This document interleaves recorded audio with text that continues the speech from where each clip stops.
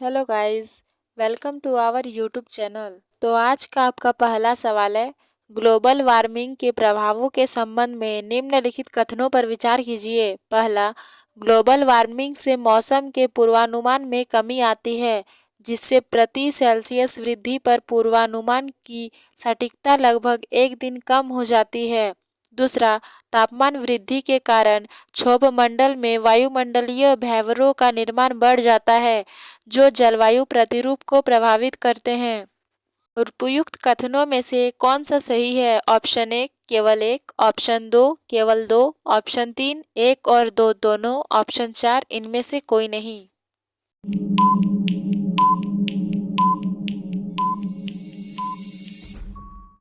तो आपका सही उत्तर है ऑप्शन तीन एक और दो दोनों।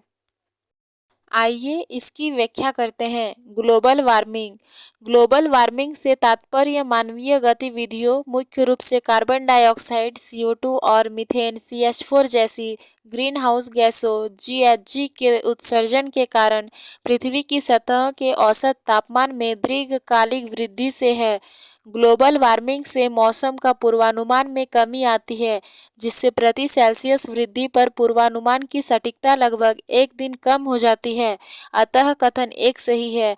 बढ़ते तापमान से वायुमंडलीय भंवरों की वृद्धि में तेजी आती है। ये भंवर क्षोभ मंडल में छोटे पैमाने पर परिसंचरण होते हैं, जो मौसम प्रणालियों को प्रभावित करते हैं। अतः कथन दो सही है। आपका दूसरा सवाल है, उज्बेकिस्तान के संबंध में निम्नलिखित कथनों पर विचार कीजिए। पहला, अभ्यास दुस्तलिक एक वार्षिक अभ्यास है, जो भारत और उज्बेकिस्तान में बारी बारी से आयोजित किया जाता है। दूसरा, सिल्क रोड उज्बेकिस्तान से होकर नहीं गुजरती है। तीसरा, ताशकंद घोषणा पत्र पर भारत के दूसरे प्रधानमंत्री लाल बहादुर शास्त्री ने अपनी मृत्यु से कुछ समय पहले उज्बेकिस्तान में हस्ताक्षर किए थे। उपयुक्त कथनों में से कौन सा कथन सही नहीं है? ऑप्शन एक केवल दो, ऑप्शन दो एक और तीन, ऑप्शन तीन केवल एक, ऑप्शन चार केवल तीन।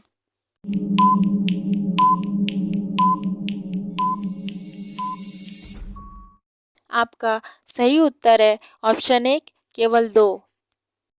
आइए इसकी व्याख्या करते हैं। उज्बेकिस्तान अभ्यास दुस्तलिक एक वार्षिक अभ्यास है, जो भारत और उज्बेकिस्तान में बारी बारी से आयोजित किया जाता है। अतः कथन एक सही है। सिल्क रोड उज्बेकिस्तान से होकर गुजरती है। अतः कथन दो सही नहीं है। ताशकंद घोषणा पत्र पर भारत के दूसरे प्रधानमंत्री लाल बहादुर शास्त्री ने अपनी मृत्यु से कुछ समय पहले उज्बेकिस्तान में हस्ताक्षर किए थे। अतः कथन तीन सही है।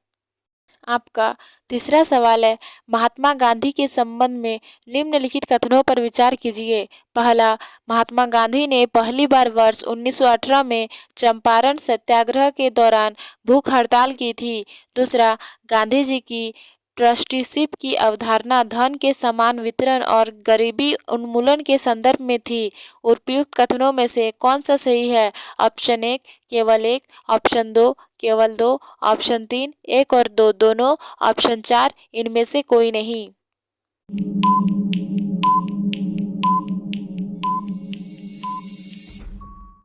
आपका सही उत्तर है ऑप्शन दो केवल दो। आइए इसकी व्याख्या करते हैं। महात्मा गांधी ने पहली बार वर्ष 1918 में अहमदाबाद मिल हड़ताल के दौरान भूख हड़ताल की थी। अतः कथन एक सही नहीं है। गांधी की ट्रस्टीशिप की अवधारणा धन के समान वितरण और गरीबी उन्मूलन के संदर्भ में थी।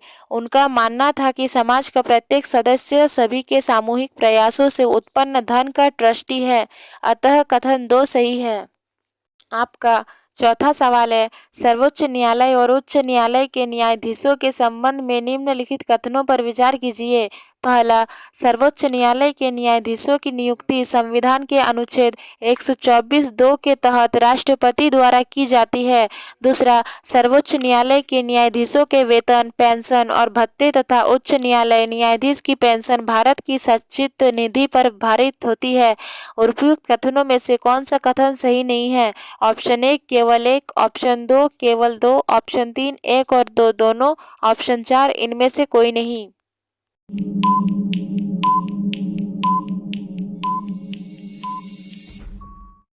आपका सही उत्तर है ऑप्शन 4, इनमें से कोई नहीं। आइए इसकी व्याख्या करते हैं। सर्वोच्च न्यायालय और उच्च न्यायालय के न्यायाधीश। सर्वोच्च न्यायालय के न्यायाधीशों की नियुक्ति संविधान के अनुच्छेद 124 के खंड 2 के तहत राष्ट्रपति द्वारा की जाती है।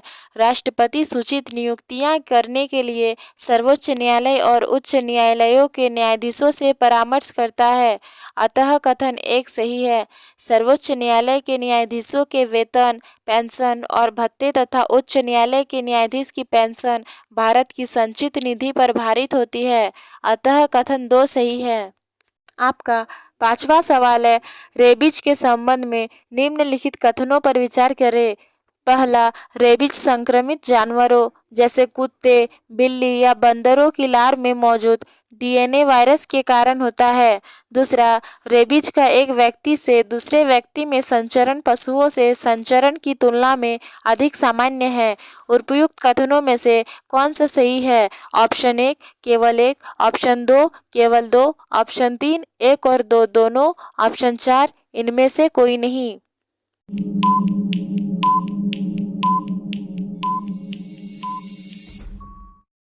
आपका सही उत्तर है ऑप्शन 4, इनमें से कोई नहीं। आइए इसकी व्याख्या करते हैं। रेबीज यह एक टीका निर्वाय वायरल जूनोटिक रोग है। यह रोग राइबोन्यूक्लियस एसिड आरएनए वायरस के कारण होता है, जो उन्मत्त पशुओं, कुत्ते, बिल्ली, बंदर इत्यादि की लार में मौजूद होता है। अतः कथन एक सही नहीं है। रेबीज मुख्य रूप से जानवरों से मनुष्यों में फैलता है, न कि एक व्यक्ति से दूसरे व्यक्ति में। अतः कथन 2 सही नहीं है।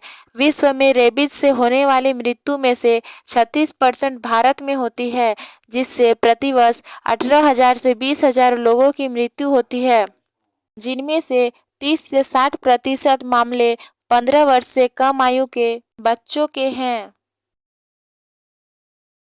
तो गाइज, ऐसे ही और डेली करंट अफेयर्स के लिए हमारे चैनल को सब्सक्राइब करें।